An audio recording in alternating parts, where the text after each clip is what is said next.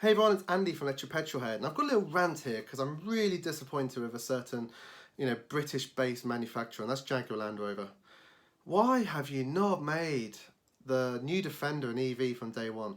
Like, yeah, sure, do the petrol and diesel engines, but make it on a platform that is so easily transferred into EV. It would be a very cheap process for you. You've got the iPace. iPace is such a brilliant car. It's better in some ways than my Tesla. But why haven't you not done the same with the Defender? So, when it first came out, I was a bit uncertain about the Defender. And if you go back through my Twitter feed, you'll realise I've been like, not that excited. And then the more I looked into it, I realised that, yes, okay, it's probably not the perfect farmer's vehicle like the old one was. But then I'm not a farmer, so doesn't bother me that. But what does bother me is that this could be a really fun car. Potentially we get rid of the i3 and get a Defender EV as our second little sort of town car because they're fun. Some of the best drives I've had was in a maid's old Toyota pickup truck being chucked all over the place. It's a complete opposite of a massively comfy, high quality handling car. But the Defender's just iconic. You've brought it back, brilliant, do it. But why have you not done an EV version?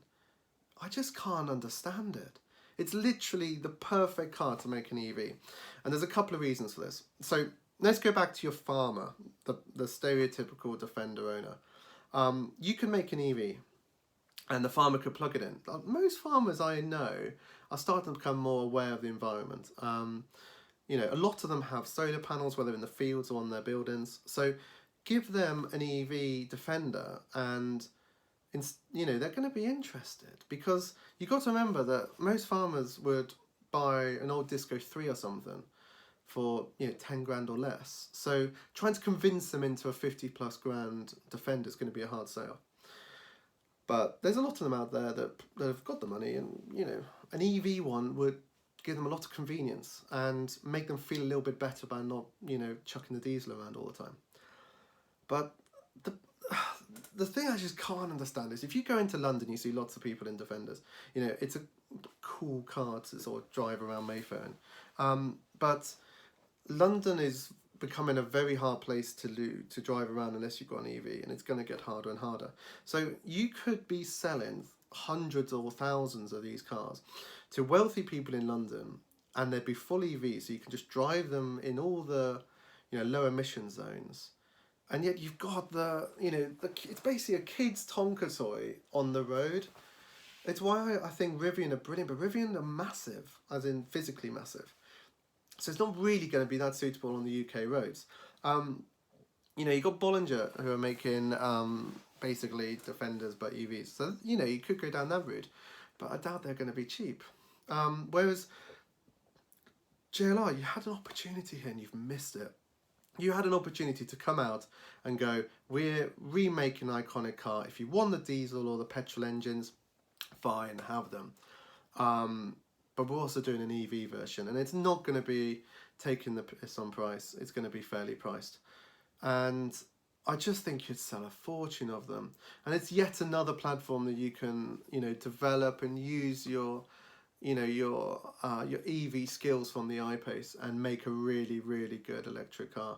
And you'd also be first to market with a, mass-produced EV for, proper old school 4x4. And the last point is, 4x4s are the ideal chassis, especially Defenders, because you're not really going to be doing, massive long road trips unless you're Polar Ben or someone like that. You could get away with being a heavy car in a Defender chassis because they're heavy anyway.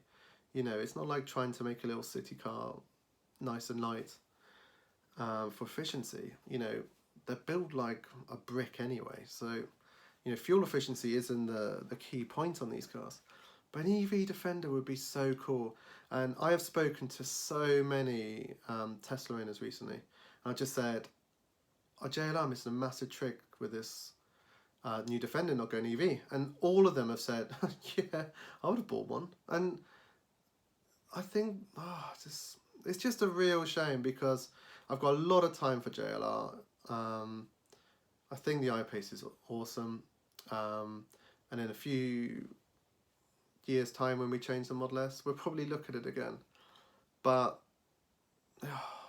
it's just really a shame, isn't it? I'm very proud of, you know, these companies with a lot of heritage, and I just want them to go for, you know, and I'm not expecting them to go full EV, but just have a big EV option in every car they sell. It should be an absolute no-brainer now. And the problem is, because they've come out with this car without saying it's ready for EVs, it means the chassis is going to have to be completely changed to make it into EV, so they probably won't bother, which is just a real shame. So anyway, just thought I'd you know, share this little point of view. They should have made it EV. Anyway, if you enjoyed this rant and you're still listening nearly 6 minutes later, maybe you should subscribe, and then you get more of my rants whenever I upload them. Anyway, thank you very much. Love you to hit that like button as well. Thank you very much. Bye-bye.